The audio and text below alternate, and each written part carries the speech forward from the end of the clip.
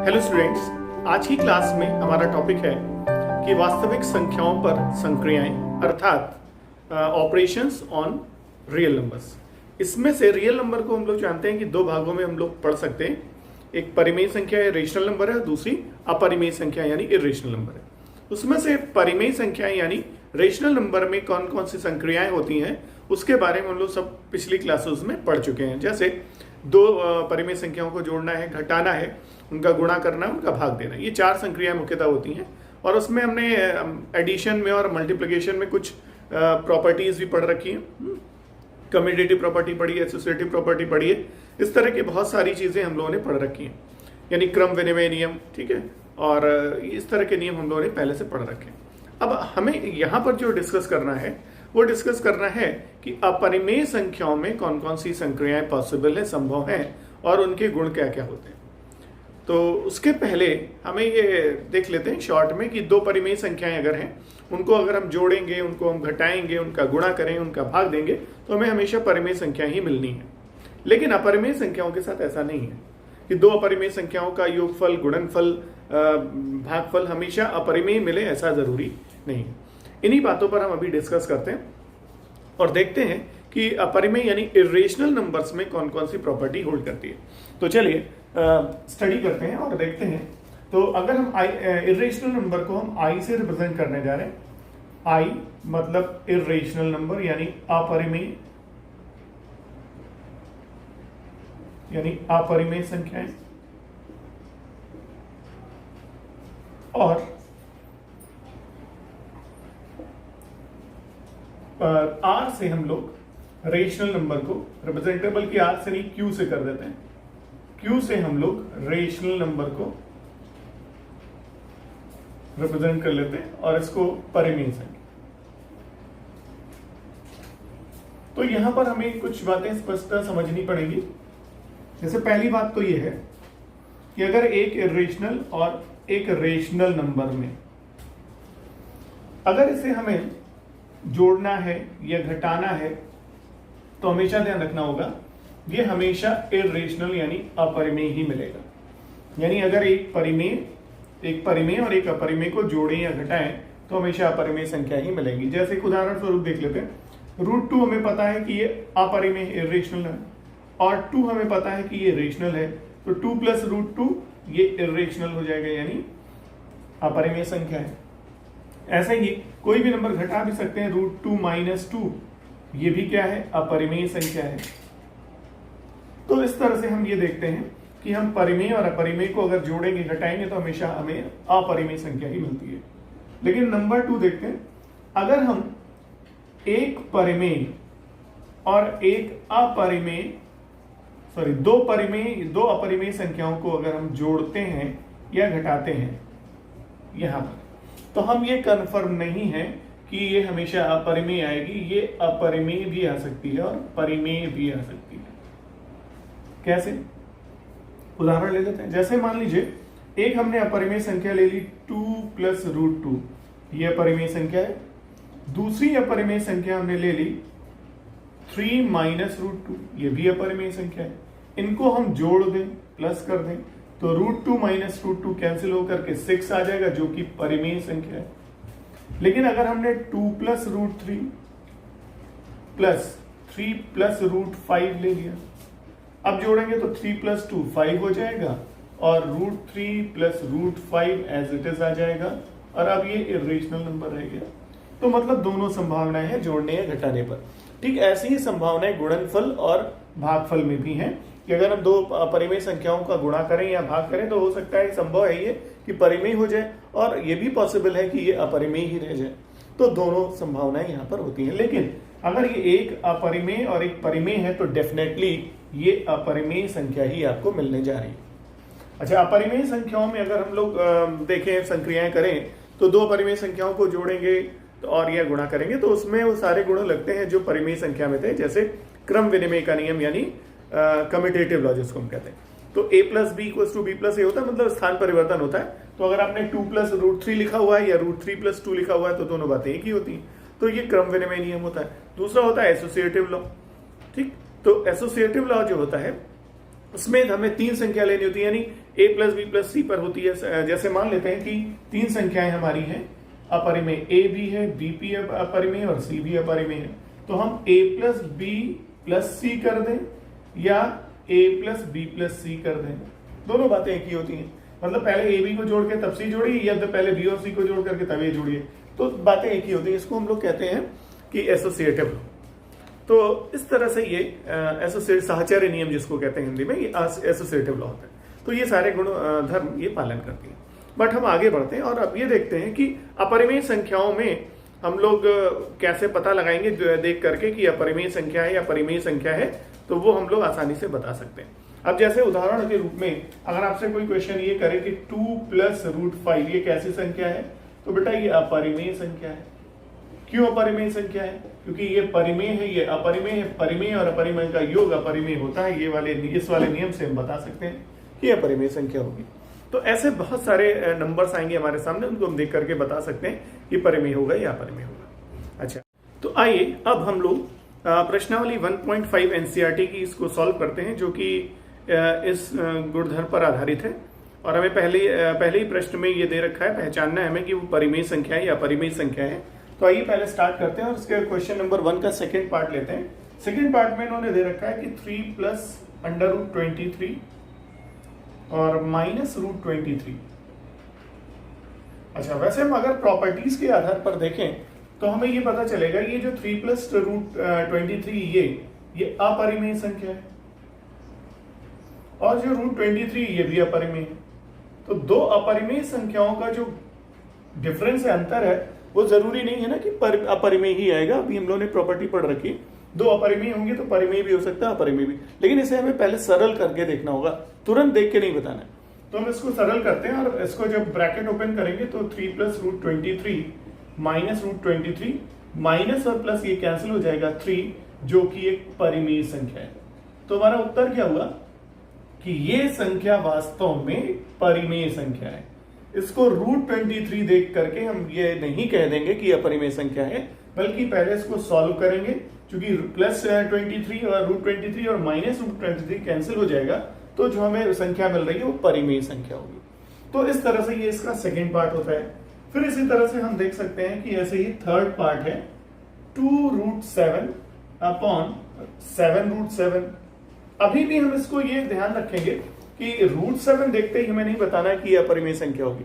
हम इसको पहले सरल कर लेते हैं। तो देखते हैं अंश और दोनों में रूट 7 है, तो रूट 7 कैंसिल आउट हो जाएगा, ये कैंसिल आउट हो गया, बचा क्या 2/7, जो कि एक परिमेय संख्या है, रेशनल नंबर है।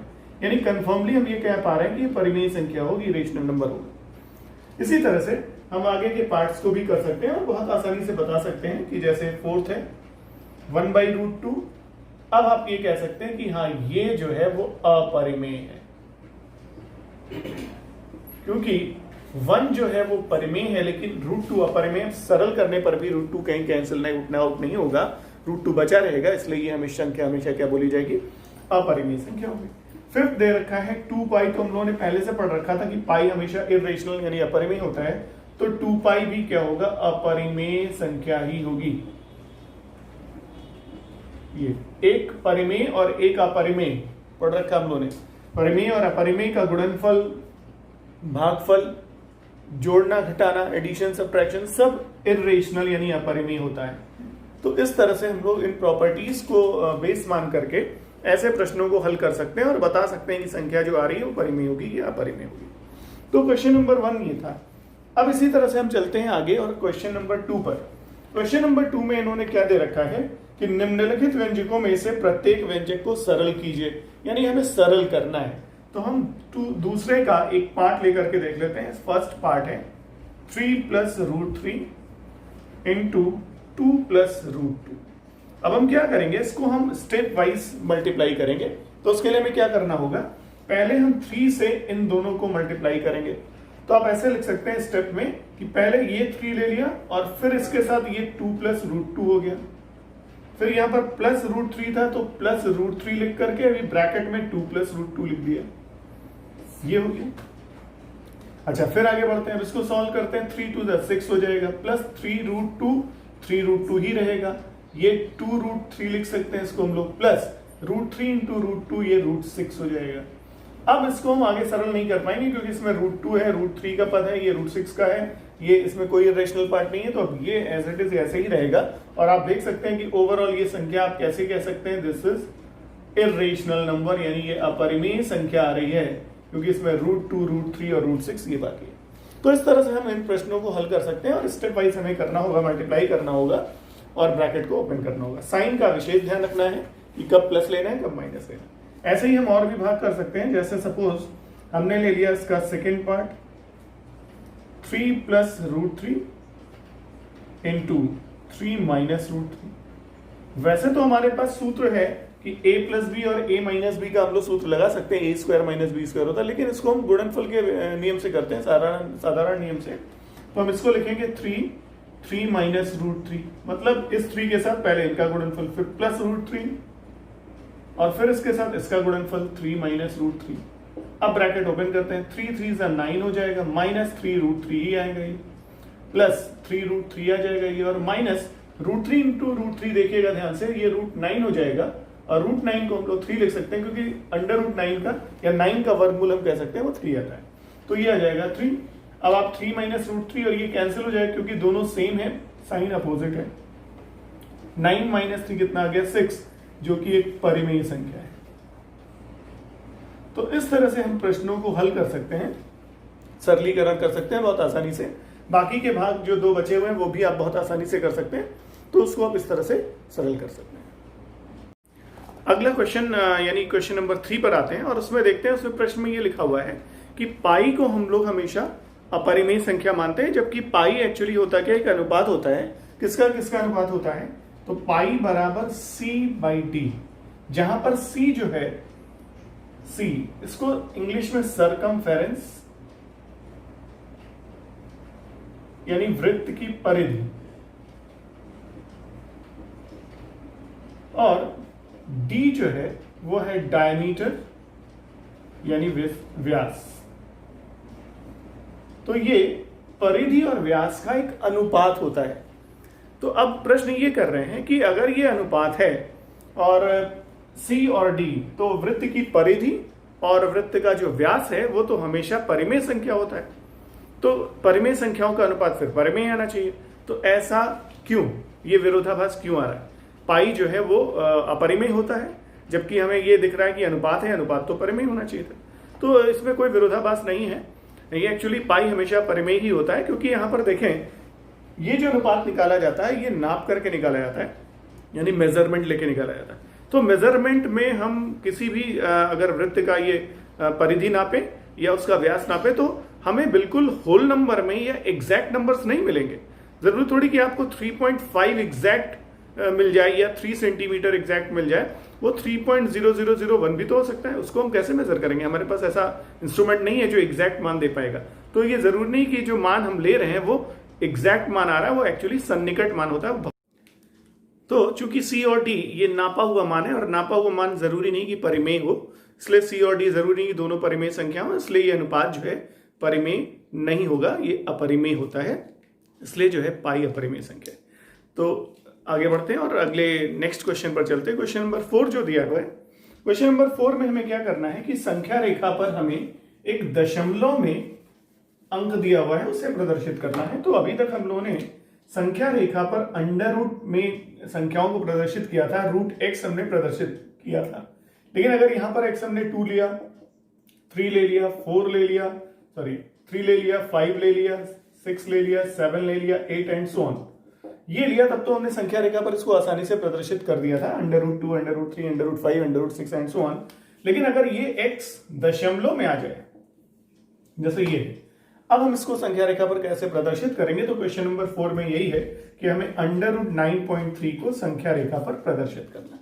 तो इसका एक नियम है, बहुत आसानी से इसको हम समझ सकते हैं और आसानी से इसको संख्या रेखा पर प्रदर्शित करते हैं। तो उसके लिए करते क्या है हम लोग, अभी हम अंडर रूट भूल जाते हैं और अंडर रूट के अंदर जो भी संख्या दे रखी है, जैसे 9.3 है, तो फर्स्ट ऑफ ऑल हमें क्या करना होगा, एक ऐसी रेखा खींचनी होगी जिसकी लंबाई यहां पर a मान लेते हैं और यहां पर b मान लेते हैं। ये सपोज मान लेते हैं ये 9.3 सेंटीमीटर की एक रेखा हम लोगों ने खींच दी, एक लाइन ड्रॉ की जिसकी लंबाई 9.3, मतलब अंडर रूट के अंदर जो भी है 3.5 होगा, तो 3.5 की सेंटीमीटर की रेखा खींचेंगे।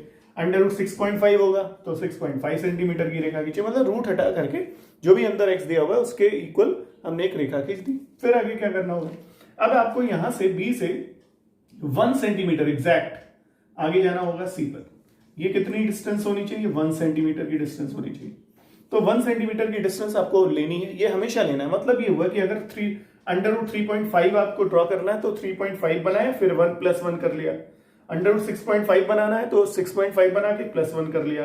अंडर रूट 7.9 बनाना है तो 7.9 सेंटीमीटर लेकर के एक ऐड कर लिया। एक हमेशा ऐड होगा, रूट के अंदर कुछ भी हो, रूट एक्स भी होगा तो भी हमें एक ऐड कर लेना है। तो हमने एक ऐड कर लिया। फिर क्या करना होता है, AC का परपेंडिकुलर बाइसेक्टर समद्विभाजक, लंब समद्विभाजक खींचना होगा। उसके लिए क्या करते हैं हम लोग कि A पर हम कंपास यानी गोला प्रकार के पिन को रख करके बढ़ाते जाएंगे। जब इसके आधे से ज्यादा हो जाएगा तो एक आर्क ऊपर की तरफ लगा देंगे, दूसरा आर्क नीचे की तरफ लगा देंगे। फिर बदलेंगे स्थान, C पर आएंगे। C से वही प्रोसेस, चाप बदलना नहीं है, उसकी लंबाई कम या ज्यादा नहीं करनी है, उतनी ही रहनी चाहिए। ये लगाएंगे, ये दोनों चाप कहीं ना कहीं काटेंगे दोनों आर्क। फिर इनको हम ज्वाइन करेंगे और स्ट्रेट लाइन से, तो जो स्ट्रेट लाइन स्केल रख करके ज्वाइन करना होगा, तो स्केल से अगर हम इसको ज्वाइन करते हैं तो जिस पॉइंट पर ये इस रेखा को कट करेगी वही इसका मध्य बिंदु होगा। इसको हम O कह सकते हैं। ये क्या होगा, मध्य बिंदु, मिड पॉइंट किसका, AC का।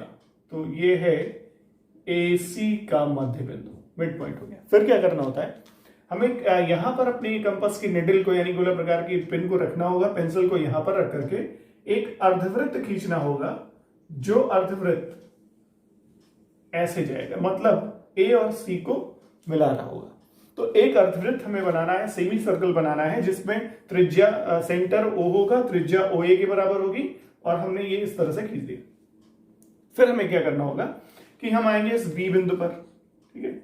इस B बिंदु से हमें एक लंब रेखा खींचनी है, लंबवत यानी 90 डिग्री का कोण बनाती हुई। अब आप उसको गोला प्रकार से भी खींच सकते हैं, कंपास से भी खींच सकते हैं, और उससे प्रोटेक्टर से भी बना सकते हैं, लेकिन गोला प्रकार से बनाइए, कंपास से बनाएंगे तो बेटर होता है। तो उसके लिए 90 डिग्री बनाने का तरीका ये होता है कि आपने एक आर्क ये बना लिया, फिर जहां पे कट करता है वहां से एक आर्क लगाते हैं, ये 60 डिग्री होता है, ये 120 डिग्री होता है। फिर इसके बाद यहां से उतना ही आर्क इधर लगाइए और उतना ही आर्क यहां लगा दीजिए। जहां कट करेगा उसको ज्वाइन कर दीजिए, ये आपको 90 डिग्री पर हमेशा ले जाएगा। लंब खींचना है किसी पॉइंट से, वो आप आसानी से कर सकते हैं। ये हो गया। तो अब ये जहां पर कट करता है इसको हम मान लेते हैं कि ये बिंदु है D। तो अब आपको क्या करना है, कंपास की नेडल को यहां, पेंसिल को यहां रख करके इसके बराबर आर्क खींचना है। तो ये इस लाइन को आगे बढ़ा देना है, और इसके बराबर आर्क जब आप लगाएंगे तो जिस बिंदु पर काटेगा उसको हम लोग कह देते हैं E। ये जो लेंथ आ रही है, डिस्टेंस, यही अंडर रूट 9.3 सेंटीमीटर होगी। तो जो BE है यही हमारा अंडर रूट 9.3 सेंटीमीटर बताता है। तो ये है, इस मेथड से हम लोग अंडर रूट के अंदर दशमलव जो संख्या है उसको संख्या रेखा पर प्रदर्शित कर सकते हैं। फिर से इसको नियम देख लीजिए, बहुत आसान तरीका है। अंडर रूट के अंदर जो भी संख्या दे रखी है उसका पहले हम एक लाइन बना लेंगे, B तक आया, AB लाइन खींची, फिर आप +1 कर लेंगे, वो चाहे संख्या कुछ भी दे रखी हो, x का मान कुछ भी हो, आप +1 हमेशा करेंगे।